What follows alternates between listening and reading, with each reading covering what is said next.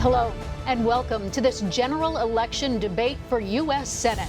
This debate is sponsored by Clean Elections, the state's nonpartisan voter education agency. My name is Nohelani Graf. And I'm Steve Goldstein. We'll be co-moderating today's debate. Thanks to a partnership with the Clean Elections Commission, the Arizona Media Association, and Bitfire Studios, we're working to make sure these 2024 debates are the most accessible in Arizona history across local TV stations, radio stations, and digital platforms, including support from local newspapers. Before we get to the rules for this debate, we want to pause and invite both candidates to the stage. Democratic candidate Ruben Gallego and Republican candidate Kari Lake.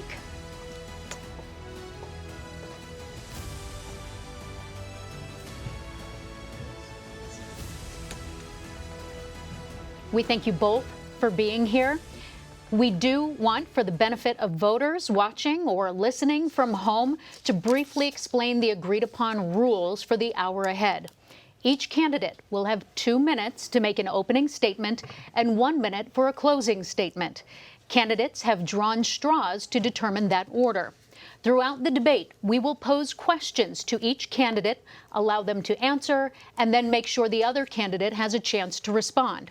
Whenever a question is directed to a specific candidate, only that candidate's microphone will be open. At all other times, every microphone will be open. Both candidates have been invited to join this debate because they received at least 1% of the total ballots cast in the primary election. We've used this guideline for all of our general election debates in Arizona this fall. We've identified the topics that lead for voters in Arizona. We'll spend more time on those key issues, and we'll try to get to as many of the other topics as time allows. Also, no candidate has been given advance access to any of the questions. With that, let's get to the opening statements. Mr. Gallego, you have 2 minutes for your opening statement. Thank you. I'm Ruben Gallego, a husband, father, Marine combat veteran, and a proud Arizonan. I look forward to being your U.S. Senator. I was raised by a single mom on the south side of Chicago, and she raised us all on a secretary's salary. I slept on the floor so my sisters could have their own bed. And my first bedroom, and my first bed was actually my college dorm room bed. I worked every job I could find, much like many Arizonans do now, just to make sure they could help out, whether it was construction, meat packing factory, drywalling, whatever I could do, just to help a little more. I got into Harvard and also joined the Marine Corps. Enlisted, went to Iraq and served with the best men I've ever met. Lima Company 325. And there, I saw some of the hardest days of combat and lost some close friends. But I did learn that in war, there are no Democrats, no Republicans, just young men and women trying to live one more day and be better Americans. And that's what I've learned this whole time I've been traveling the state. Talking to Democrats, Republicans, they just want a better future. By contrast, we're going to see and talk to somebody who has really failed the basic test of honesty. She has lied to Arizonans about the 2022 election. She has said that she still is the rightful governor of Arizona. She has lied about fellow Republicans to the point where they had to go get bodyguards because of all the threats that she created. We are at a crossroads, Arizona. We need to make sure that we ensure our water rights, we continue this great growth in infrastructure, and that we actually protect abortion rights. That's where we need to go. And that's the options we have in front of us. Okay, thank you. Kari Lake, you have 2 minutes, please. Arizona, it's so good to be back with you where our relationship began, right here in your home. And thank you for tuning in tonight for this important debate. It reminds me of the day I drove into town in 1994. I was 24 years old. I bought a house for $88,000, a 3-bedroom home. Arizona was affordable back then. Arizona was safe back then. And Arizona was a place everyone wanted to come to live. And now, unfortunately, we're not seeing that anymore. Arizona has become unaffordable and unsafe because of career politicians who have voted against our needs and what's important for our safety. We are going to be hearing tonight from somebody who's undergone an extreme makeover, to quote an old TV show, somebody who has voted with the most radical Democrats in Washington, D.C. to tear open our borders that were delivered to him in a safe way. with President Trump securing our border, who has torn apart our economy, and who has made our children and our lives less safe. And so tonight we're going to watch as somebody tries to reinvent himself, somebody who used to be a member of the Progressive Caucus, somebody who has destroyed the very congressional district that he has served for the past 10 years, where homelessness is on the rise. It's the fastest growing homeless population, where quality of life is diminished. We want to get back to the days where Arizona was affordable and safe. And when we put America first, we can do that. We need to put our country over our party. That's what we need to do, country over party, and that's what America First is all about. Unfortunately, for the man I'm standing on the stage with tonight, he took an oath to protect us from enemies foreign and domestic, and we've seen enemies coming across our border. We've had 20 million people pour across our border. Our border is wide open. Murderers have come in, criminals have come in, and terrorists have come in. I want to go to Washington, D.C. and help President Trump secure the border, bring back that strong Trump economy, make it so that we can have the American dream once again for our young people who feel that they don't have access to the American dream. I'm looking forward to the debate tonight, and I thank you for tuning in. Thank you. And we are going to start with the border this evening. And as this is an intricate issue, we have separated this topic into two categories: border security and immigration reform. Mr. Gallego, you were one of the earliest and most emphatic critics of a border wall. Has your perspective changed on that? How much of a role does a border wall need to play in an overall security package? You have 2 minutes.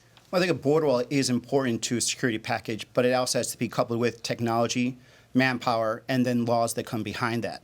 So this is why it was important that that the border security compromise bill passed, because it had a lot of those elements. And I have voted for border walls in the past, and actually hundreds of miles with the border walls, because where appropriate, with the proper manpower and staffing, it does work. What doesn't work is when you put a border wall without the manpower and without the actual laws that you need to implement behind it, because then it doesn't end up being of any use, and it's just costing us more money.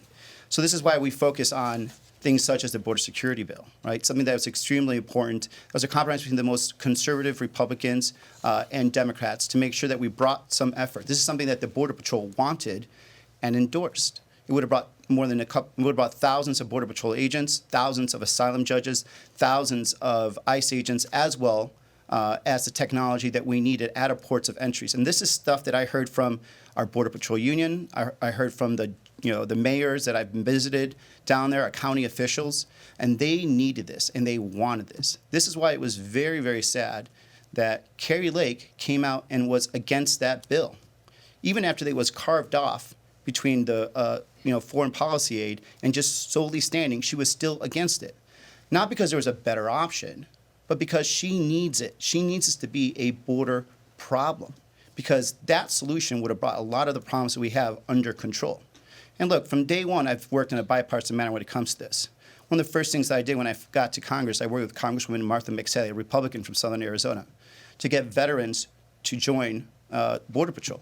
Even recently, I signed on to a bill, the only Democrat signed on to a bill, Representative Crenshaw of Texas, to get more federal law enforcement, make it easier for them to actually join Border Patrol, something that has been very difficult and something that the Border Patrol agents themselves told me they wanted to be able to do. Thank you. Mrs. Lake, Can I 2 respond to minutes. that really quickly? I'm going to give you the 2 minutes, a full 2 minutes here, to talk about the border wall and can it upstand and withhold without adding extra security and billions on technology. I just jotted down Ruben's exact quote. He called it the dumb, stupid border wall. He wrote an op-ed that said why we should never build Trump's wall ever. So we're getting the extreme makeover version of Ruben tonight.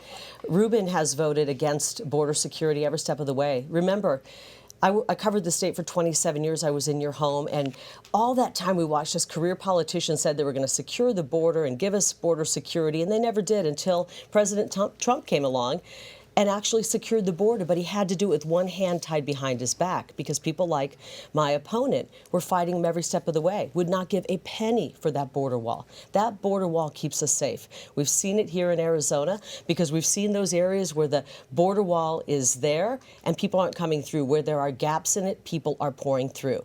And Ruben Gallego has supported every step of the way Kamala Harris, the border czar, and Joe Biden's open border policy, which has ushered in 20 million million people illegally, including more than 400,000 convicted criminals, and they've done nothing to secure the border.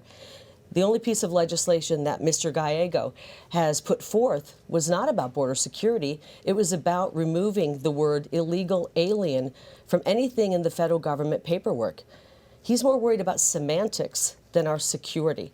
And right now, we know that we have terrorists that are coming through. We're worried about a potential terrorist attack on our home soil.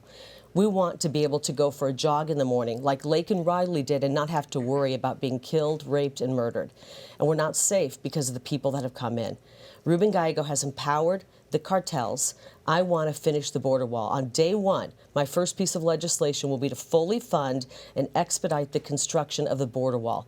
It's unfortunate we already paid for the construction materials to do that, but Ruben Gallego and Kamala Harris they sold that $325 million of border material for pennies on the dollar. They gave it away. We could have had that wall finished. Mrs. Lake, in addition to finishing the wall, do you add security and technology? Do you spend on that as well? Absolutely. I don't think we can do enough to secure our border. It is the most important issue facing Arizonans and facing our whole country.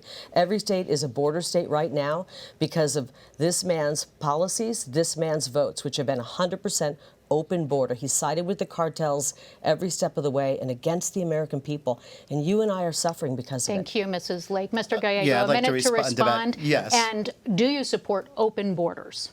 Absolutely not. I do not support open borders. A country that doesn't have a border they control is not a country. I absolutely agree with that. And to say that, I've been very proud of making sure that in my time in Congress, I have voted and brought thousands of Border Patrol agents to Arizona, have voted and funded hundreds of miles of border walls where needed, where our experts wanted it. This is why I'm supportive of the border enforcement bill, the compromise bill that was supported by Border Patrol. And Kari Lake, for still no reason why she can explain it, she can't explain it why she was against that bill.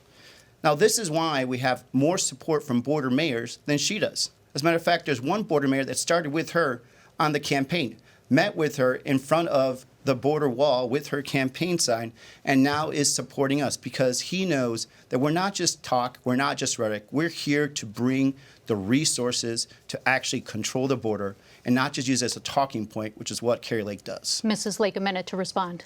He voted against President Trump's national emergency on the border. He said the border's not that big of a deal in Arizona when he was talking to people who were donating money to his campaign and said he's not an expert on the border. We need somebody who understands the threat on the border, and I do.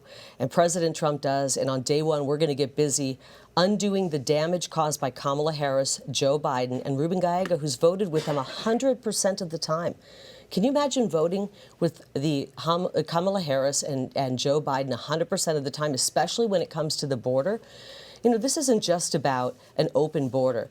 We've got 20 million people pouring in. They're taking jobs, they're taking housing. This is why nobody can afford housing anymore, because we're having to compete with people who've come in illegally. I am completely opposed to an open border. I am 100% for legal immigration.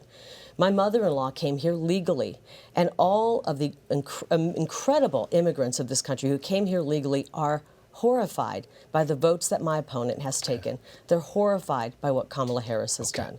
And by the way, that piece of legislation, thank you for reminding me, I am not for it, and it's because it would codify into law 5,000 people every day coming in illegally. That means 5,000 people every day would be pouring across our border illegally.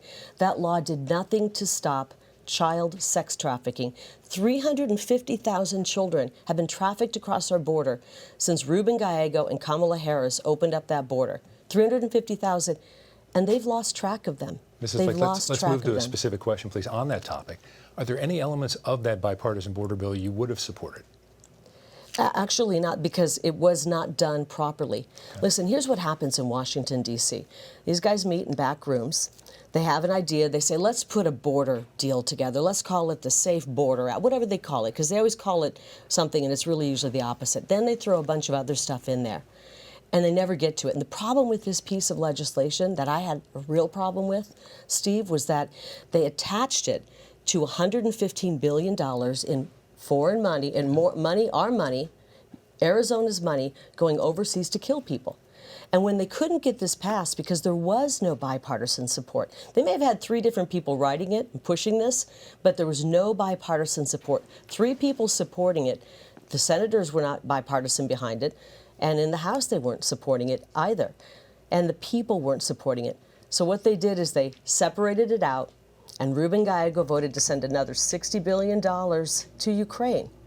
And after he made that vote, he sashayed around the floor of Congress, waving a Ukrainian flag. I want to ask the veterans out there, can you ever imagine standing on the floor of Congress, standing anywhere, and waving the flag of another country? That is what this gentleman did.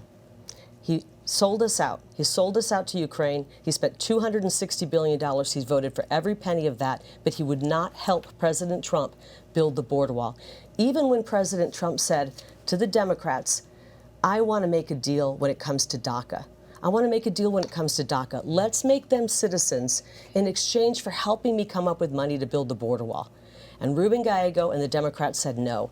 They're using these DACA recipients as political pawns. I find that to be disgusting, Ruben. Why are you using them as pawns? Mr. Why Gallego, wouldn't you make a deal with President Trump?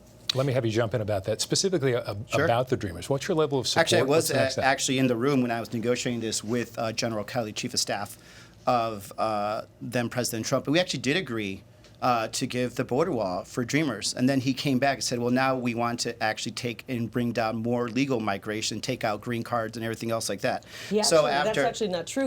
I was actually in the room, and I'm sorry. Instead of the 650,000 Let him finish his answer DACA first, please, and then we'll... President Trump tripled it. So I promise you a rebuttal, I promise you.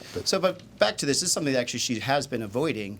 Why don't we just give Dreamers status? Kari Lake, this whole campaign has dodged what would happen with Dreamers. She talks about deportation, but she'll never answer if is she going to deport the Dreamers in this country, because I don't think Dreamers should be deported. Kari Lake keeps avoiding these types of very, very hard answers. And back to, let's talk about this. The bill was actually separated. So eventually, once from pressure from politicians like Kari Lake, who again just won a border problem, won the day, and a lot of Republicans walked away from a border compromise bill that did have a lot of Republican co-sponsors. They separated it out to actually have a separate bill only on the border, and Kari Lake, again, voted no. This is why she doesn't have support of so many of those border mayors. That's why we actually now have 45 Republicans, former electeds and current electeds, have now crossed over and support us, because they understand we take this serious, not just the campaign rhetoric. This was going to codify You have 1 people minute, pouring please. across our border. And we know, we just learned this week, that roughly 35,000 people have poured across who we knew had criminal records. 50 or 60,000 of them were convicted rapists and murderers. This piece of legislation was a disaster. It would have codified catch and release. I do have a solution. It's called H.R. 2, and it will secure the border. That, along with constructing the border wall quickly, which we can do, and then dealing with the people who've poured in during the Biden invasion, the 20 million people who have come in unvetted into our country. We must deal with them. In order to save our homeland, we must send them back to their homeland. I'm talking about the people who came in unvetted in the past 3.5 years. I'm not talking about the Dreamers. I'm talking about the people who came in the past 3.5 years. Do you want to keep them here? Do you want to deport any of the people who've invaded our country in the last 3.5 years, Ruben? Do you want to deport any of Do you want to deport any of them? 30 seconds. Yes, actually, we should have a proper deportation proceedings. But I also think that we shouldn't deport Dreamers. Kari Lake, again, is avoiding it. All 20 million of them? There's not 20 million Dreamers. So, but let's be clear. Yeah, let's talk about the Dreamers. You had a chance to make a deal. You are not made clear. You had a chance to make a deal and you used them President as Trump right now is saying that he's going to pawns. deport. She says she's going to deport people. Will you deport Dreamers? Just be honest, yes or no? No, Dreamers are not. President Trump wanted to make a deal when it came to Dreamers. You said no. Unfortunately, the radical Democrats, like my opponent, would rather use people as political pawns. I want to secure the border, and we're going to do that. And right now, we've watched Mrs. Lake in as just a people moment. like Laken Riley's life have been snuffed out. We've watched as 100,000 people a year are taken from us because of fentanyl poisoning. And he's allowed the cartels, he's empowered them to continue to funnel fentanyl in. And Mrs. Lake, I would like to ask, through August of this fiscal year, Customs and Border Patrol reported more than 2 million people caught crossing illegally or deemed inadmissible. 500,000 pounds of drugs seized at ports of entry. What is the bigger threat to you, the flow of migrants or the flow of drugs? 1 minute. They're both terrible. It's a war against America. We have an invasion of people coming in. And I remember seeing video of they look like soldiers coming in. Soldiers from other countries coming and pouring across our border. And then we have the cartels empowered by Ruben Gallego trafficking drugs into our state. We are the funnel for fentanyl. I have met so many parents and loved ones on the campaign trail who come up to me and they wait usually till the end of an event. You can spot it. There's a sorrow that you see in their face. And they come up to me at the end of an event and they say, I lost my son. He was 16 years old. He took a half of what he thought was a Xanax pill. And he's not with us. A 20-year-old daughter, a young mother. We are losing a generation of people. We're losing an entire generation of young people. And you should know better, Ruben. You've even said this. You have admitted that you have a loved one who was a convicted felon drug trafficker, who's trafficked drugs into our country. Mr. Gallego, a minute to respond to this. I want to finish this because I feel for you. You got emotional talking about that, a close relative of yours. And for you to continue to vote to empower cartels to bring in fentanyl, which is a weapon of mass destruction, into our country, you talked about the sorrow. Mr. Gallego, 1 minute. He talked Go ahead about and the respond. sorrow he felt from having a family member who trafficked drugs and how hard it was for him. And what you're doing to families right now, Ruben, is you're making that be their reality. You're making it so moms and dads out there are losing people because of drugs. Your Mr. votes Gallego. on the border have empowered the cartels. You know, I've taken this so seriously that, you know, I was actually in support of a bill that would have brought more technology to the border, that would have actually checked all the scanners. And by the way, that was in the bill that Kari Lake also, again, stood up and said, do not pass it. Not because it wasn't a good solution, because it would have brought a political solution to an end that she needs. She needs this talking point. You know, I take this so seriously that as a member of the Armed Services Committee for the last 10 years, I actually introduced a bill into it called The Buck Stops Here, which helps us track down the sources of money that goes to fentanyl all the way from China to Mexico into the United States. So I do take this seriously. And again, this is why I have more support from elected officials and leaders in this country and in this state than she does. Border mayors that used to campaign with her are now campaigning with me because they don't think that she's serious about this. As a matter of fact, we have 45 Republicans, again, that aren't campaigning with her. And what it seems like, Donald Trump doesn't want to campaign with her anymore either. He's not allowing her pictures on any of his billboards. So this is what we're seeing right now, a candidate that could only talk but doesn't actually produce results. Well, Mr. Gallego, one of the impacts that we see that's really being felt by border towns that we heard from in the questions that were submitted by voters is that the hospitals in border towns are spending on medical care for migrants. Food banks have been impacted and continue to be stretched. That's right. And so now locals worry that there aren't enough resources left for them. So how do you rectify or regulate the financial impact for those communities, especially when we're looking at both for-profit and nonprofit organizations? 2 minutes. It's a great question, actually. I've been working for, the last 2 years, especially to make sure that we bring money to our border communities. This is money that's been asked by Yuma County, Santa Cruz County, Pima County, Cochise County. You want to put the money in the NGOs that are transporting people. We're going to give him his time. Okay, he wants to fund the NGOs that are I'll give you a transporting. response. So these communities, including these nonprofits that work with our local communities, are essential to actually making sure that the streets aren't full of men just walking around, right? And so what they do, with the help from us, through FEMA, which, by the way, she wants to cut these funds, is we made sure that these migrants aren't affecting these small towns that can't take that impact, and that our local communities, our hospitals, firefighters, law enforcement, ambulances, that they're all reimbursed. Kari Lake, she will do anything and say anything to gain power, including lying. I haven't had a vote in this. You have had a vote for 10 years, Ruben. Why haven't you voted for Mrs. Lake. Has said that In 1 minute. that we Why took haven't you money voted for from border FEMA, security, Ruben? that we took money from FEMA for a hurricane, when in fact we appropriated money specifically for those border communities because they were asked for by these mayors. And now she says we should cut that. She says we should cut that. These mayors, so I hope you'll call the mayor of Douglas, the mayor of Nogales, the mayor of Yuma, and say, hey, because I want to earn points with my friends on these right-wing talk shows, I'm going to cut your funds. Because she's lying right now. She's lying that the money that went to FEMA came from that fund. It actually is going directly to them. But of course, it doesn't matter. As long as she gets to get her talking points in and she gets to lie and get power, Arizona, especially our border communities, are the ones that are going to be hurt. Mrs. Lake, how do you rectify the financial impact for those border communities? It's 2 minutes. absolutely horrifying. Hospitals having to close down, hospitals there that aren't being paid because people coming across illegally are getting services and they're not being paid for them. And Ruben's idea is to actually funnel billions of dollars into the NGOs that are actually taking part in transporting people further into our country, not just here in Arizona. Go to the airport. Take a red eye out of Phoenix Sky Harbor. It looks like a migrant encampment because so many people are moving from Phoenix Sky Harbor to all points, all 50 states. And Gallego, Ruben Gallego has funded that. That's what he wants to do. You know, the real answer, the real solution, Arizona, is not to have to pour billions into all of this, is to shut down the border, build the border wall that he calls a dumb, stupid border wall. Build the border wall, and then, Ruben, we don't have to pour billions of dollars into the NGOs. The real solution to help these border communities so that they aren't taking a financial hit is to finally put the border wall up and get serious about border security. But Mr. Gallego would rather pour $260 billion of your hard-earned tax dollars into Ukraine to fight for their borders, not our borders.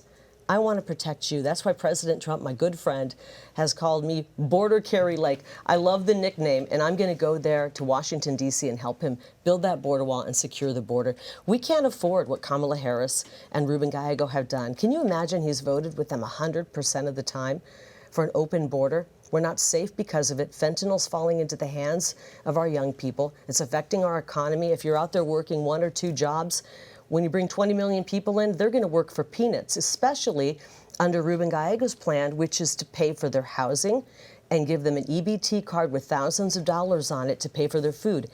They don't have the monthly expenses to live, and so they can work for a reduced wage. It brings your wages down, and it makes all of our families have to struggle even more. And ask the police about it. Okay. They're struggling because more crime. How many of you out there know somebody, or you yourself, have been a victim of crime from these Chilean gangs, the dinnertime bandits who broke into homes and are terrorizing people here in the Valley? Thank you. We're going to dramatically change. I'll give you 30 seconds and we'll dramatically change topics. Just 30 seconds. 30 seconds. Well, number one, there's been no hospital that's shut down.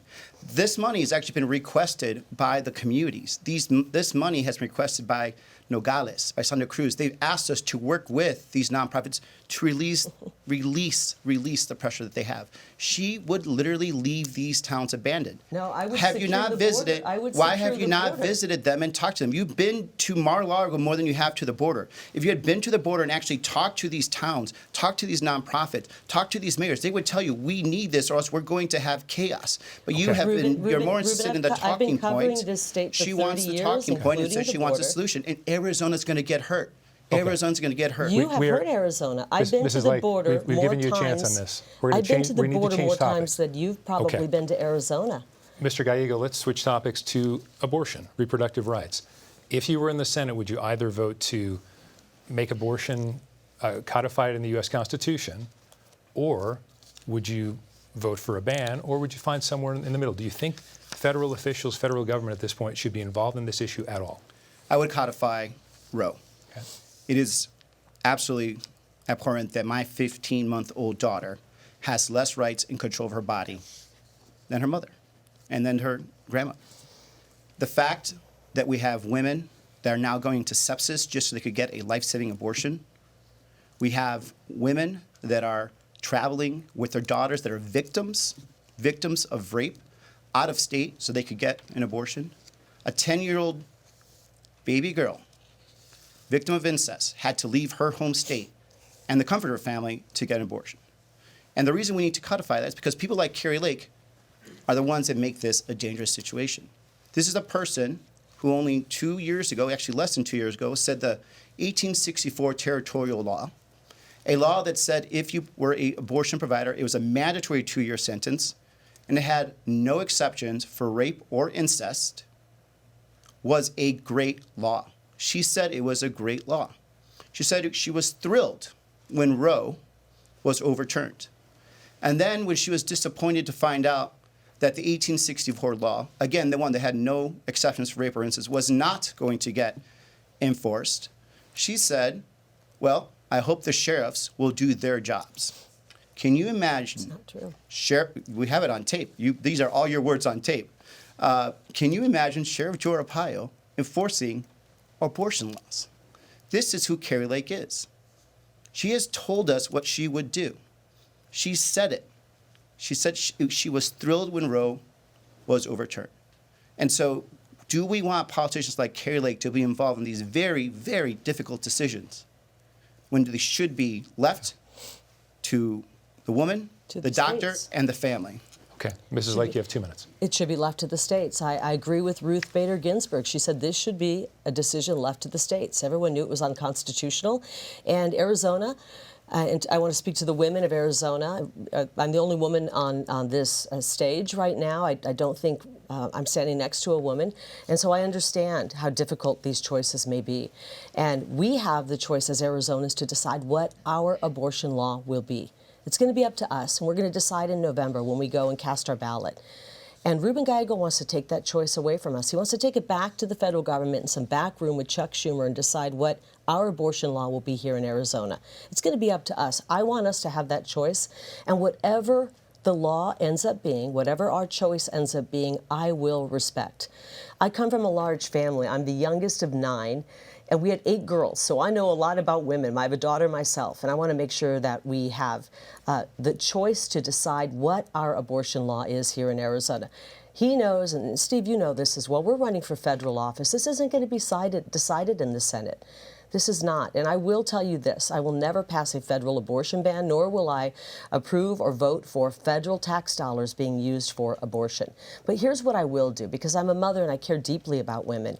And because things have gotten so desperate in this country, more and more people are choosing to have an abortion because they can't afford to live, let alone take care of a baby. I don't want any woman out there to make that choice because she can't afford to live because of the votes that people like Ruben Gallego have made that have made our economy practically collapse. It's on life support right now. So I want to go to the U.S. Senate and pass the most pro-family legislation. I want to make sure that UVF is protected. I have many friends who are here. They're my friends today because of UVF. And I have many of my friends who have had children and experienced the joy of motherhood and parenthood because of UVF. This is sad because Ruben Gallego doesn't really care about women's rights. When it comes to our women, our girls who are athletes, he wants us to have to compete against men, biological Mrs. Lake, men. to follow up, you said that you would not support a federal ban.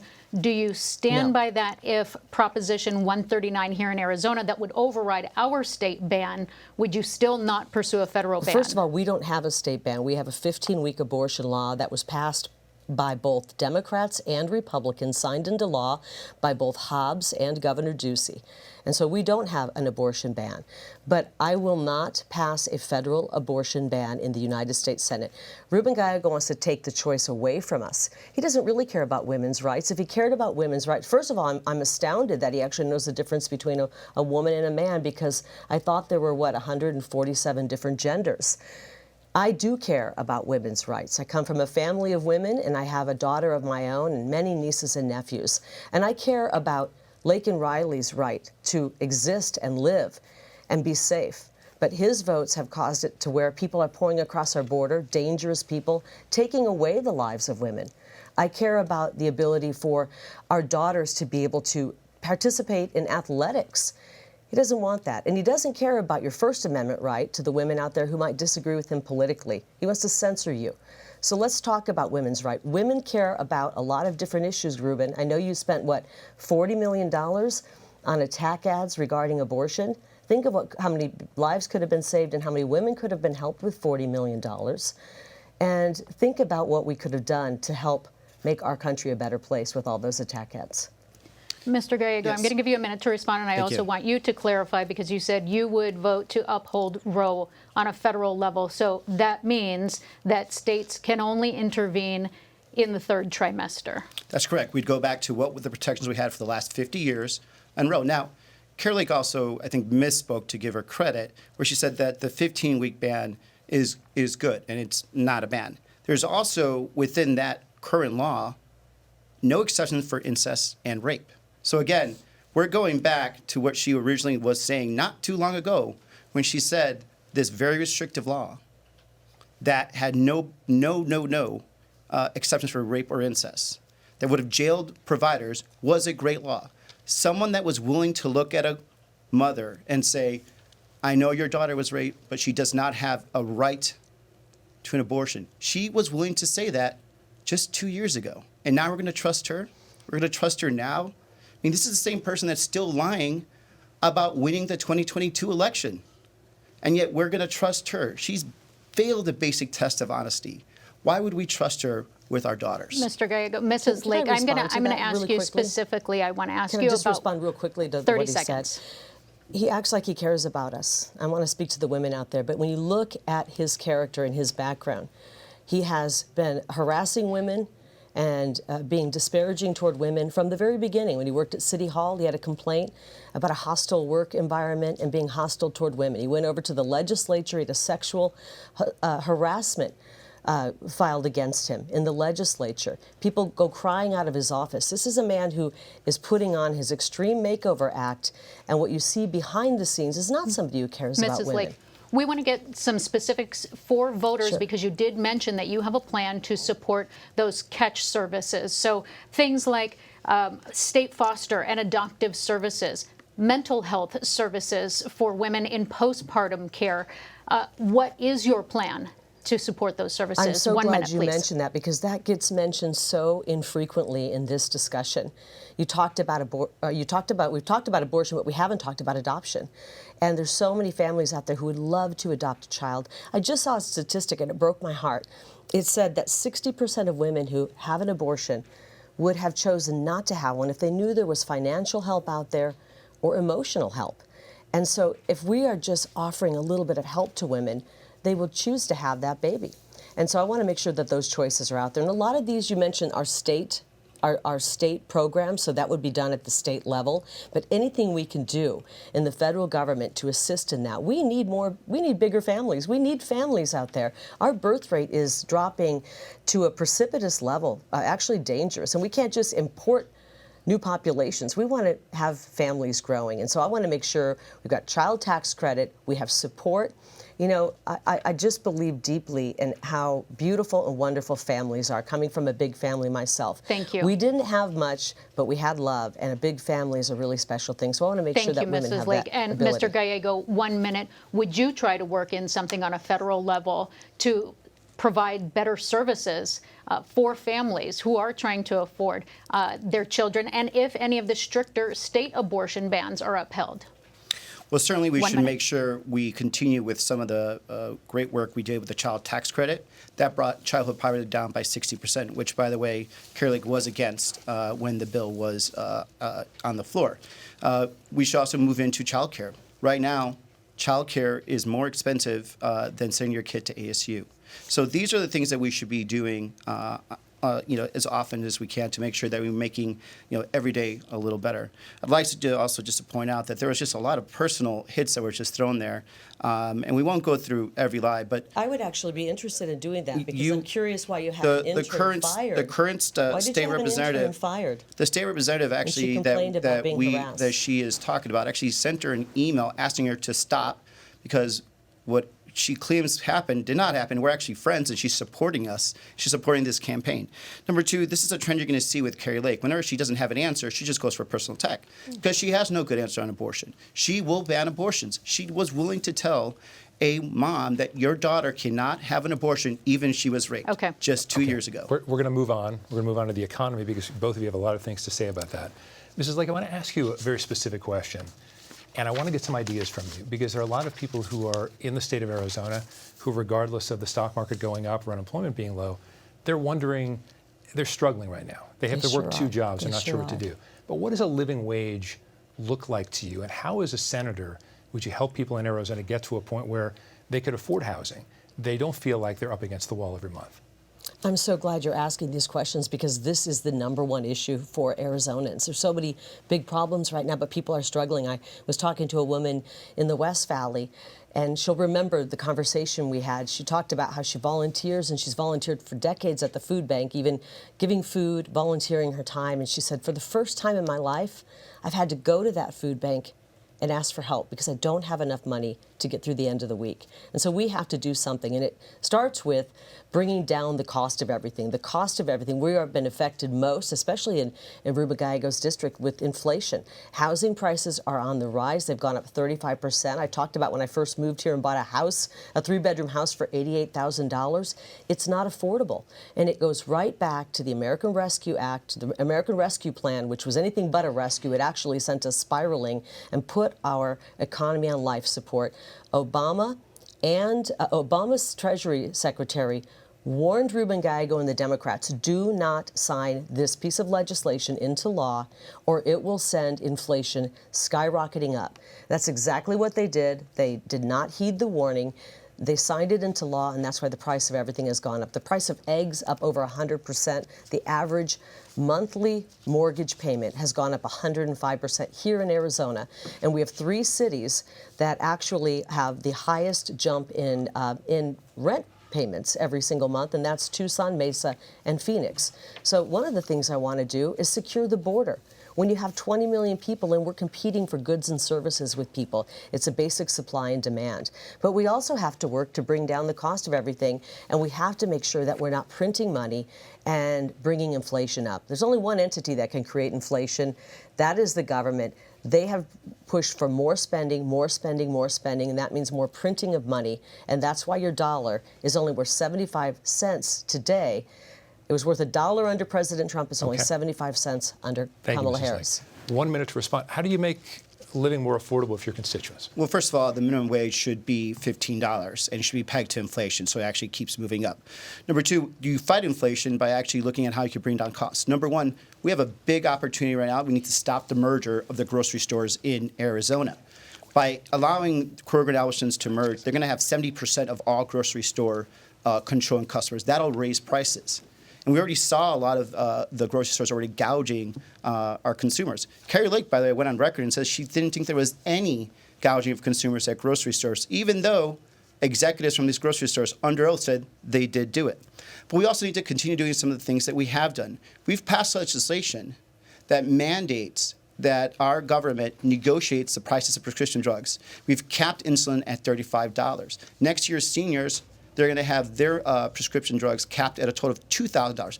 That's the kind of stuff we're going to do. And then we have to make sure we fight these big corporations that are taking up 1/3 of all the homes recently. And by the way, Kari Lake wants to allow them to keep buying those homes, and then now she's going to give them a tax cut next year. All right, I need each of you a 30-second answer on this. Trump tax cuts, would you vote to extend them? Yes, I would. And by the way, you're about to see the extreme makeover version of Ruben. He's going to say he's now for the Trump tax cuts when he's been against them. We're not only going to extend the Trump tax cuts, we're going to make sure that we're not making anybody who's a senior citizen on Social Security pay taxes on their Social Security check. No more taxes on tips and no more taxes on overtime. We got to stop printing money like it's going out of style. That's what Ruben Gallego, Kamala Harris, and the Democrats have done. And we're going to start cutting back on the wasteful spending in the government. It's outrageous what they want to spend money on. For example, I gave you 30 seconds. I apologize. 30 seconds on tax policy, Mr. Gallego? 30 seconds. We need to keep the middle class portion of the tax cuts. The tax cuts to the corporations that made billions of dollars of price gouging, those need to go up. She actually wants to give them a bigger tax cut than they already have. That's ridiculous. Arizona, we need to negotiate. We need to also make sure we also need to bring in a child tax credit as part of that Trump tax cut.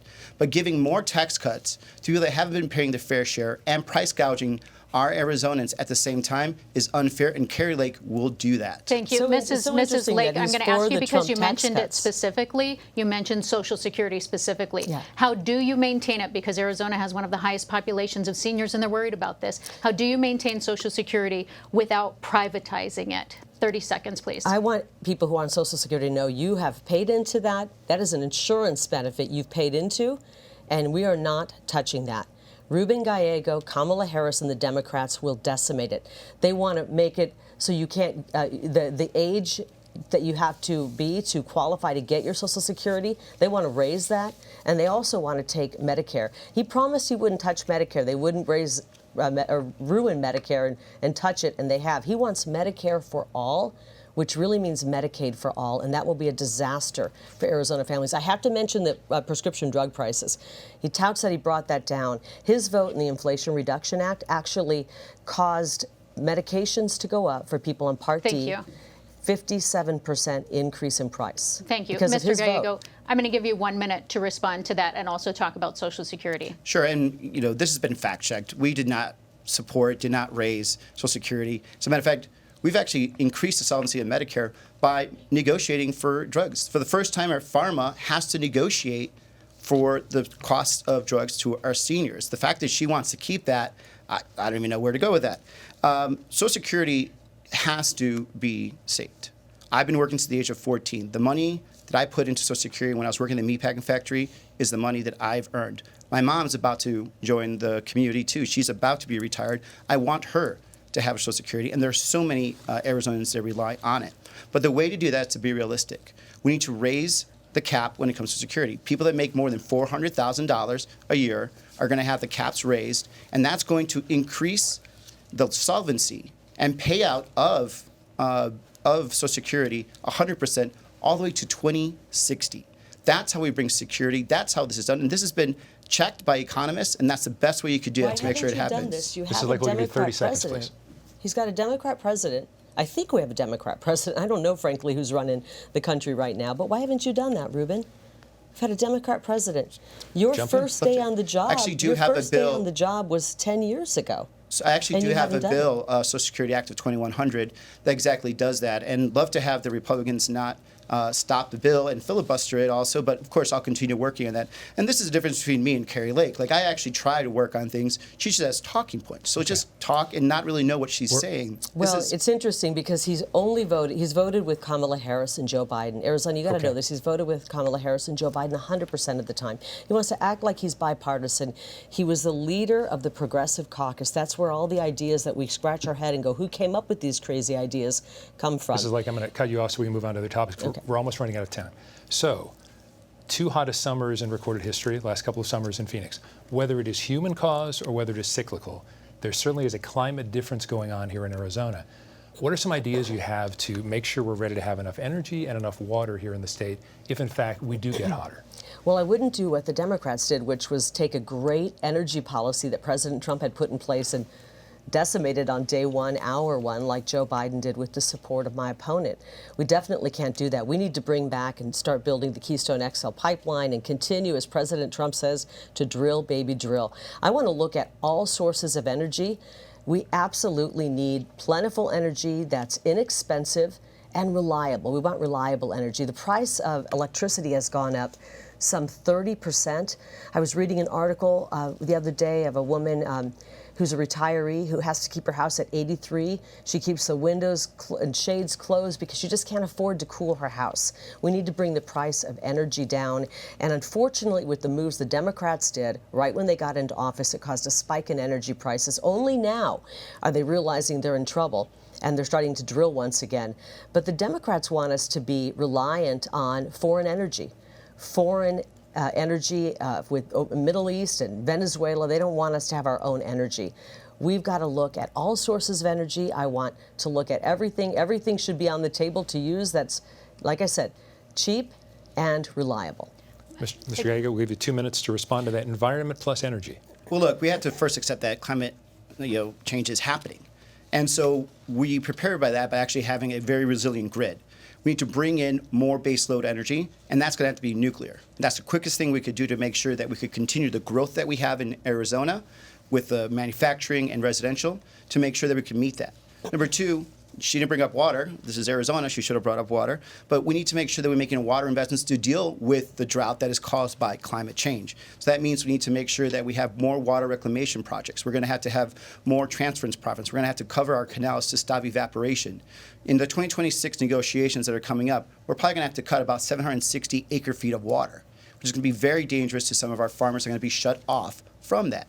So these are the real things that she should be doing. But she's in denial about climate change. Well, but we should not be surprised by that. She's still in denial about the 2022 election. And now I give you 1 minute. You have 1 minute. Will you finally tell the people of Arizona, did you win or lose that election? Can I talk about water really quickly? Because I'm going to give you 30 seconds to water. respond, and please talk about water. Are 30 we going to seconds, also talk please. about water separately? We're running out of time, so okay, 30 seconds. Let's talk about water. He's had 10 years in Congress. He's done nothing. I've lived here for 30 years, and I've watched as politicians continue to say we have a water crisis.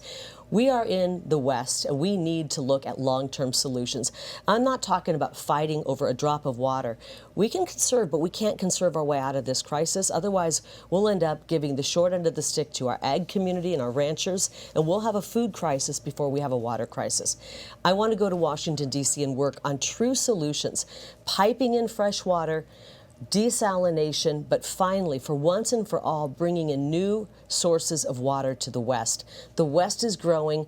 We don't want to be scrounging over water. We want to have plentiful water sources, and I'm going to do it. I'm sick of watching politicians like Ruben do nothing. Mrs. Lake, before we run out of time, and we do want to get to this last topic as well, as Mr. Gallego has brought up, you have both made your stance on previous elections clear, but we want to know, public perception is, at least in Arizona, that something seems to go wrong every time. So what specifically can be supported in the Senate to restore faith and confidence regardless of who wins or loses in elections? You know, we've had problems across the country since 2000.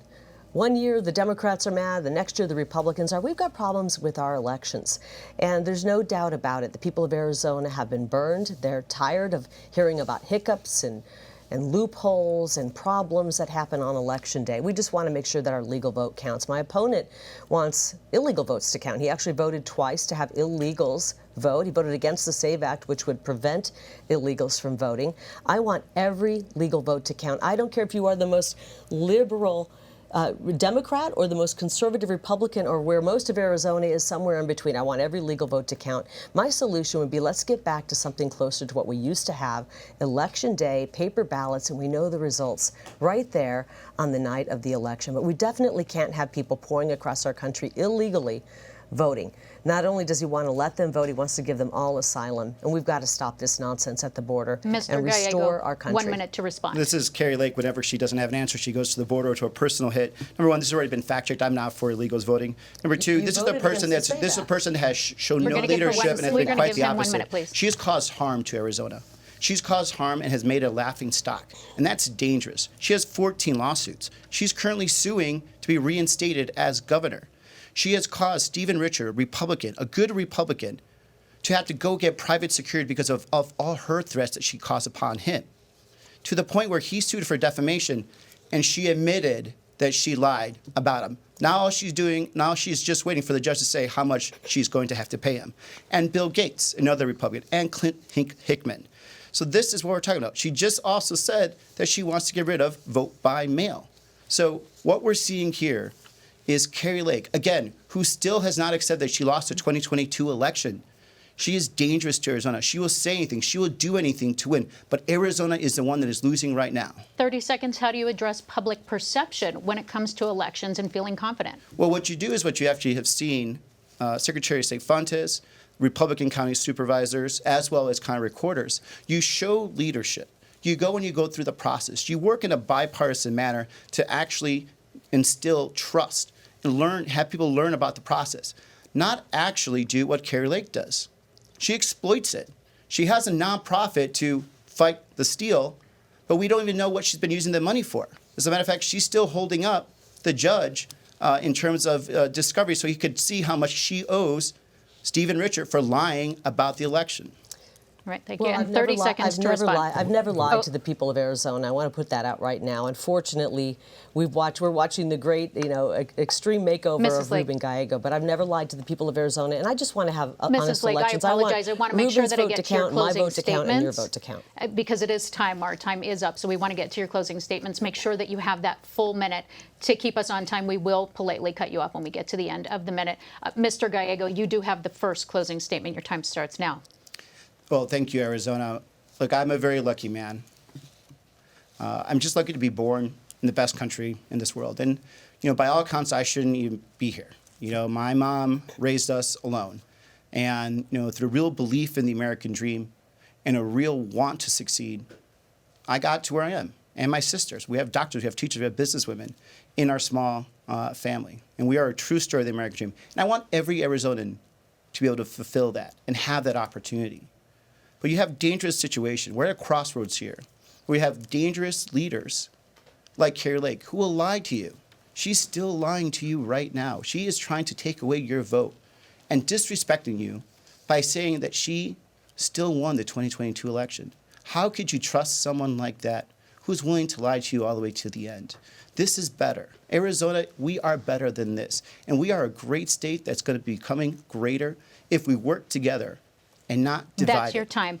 Kari Lake, Thank you have you. 1 minute. Arizona, thank you for tuning in tonight. And I'm looking forward to being your next U.S. Senator and bringing back a strong, secure border, that strong Trump economy where everybody was doing better no matter what color your skin, what neighborhood you were from, what your political ideology is. We want to make sure we have a strong economy once again. We want to fully fund our police.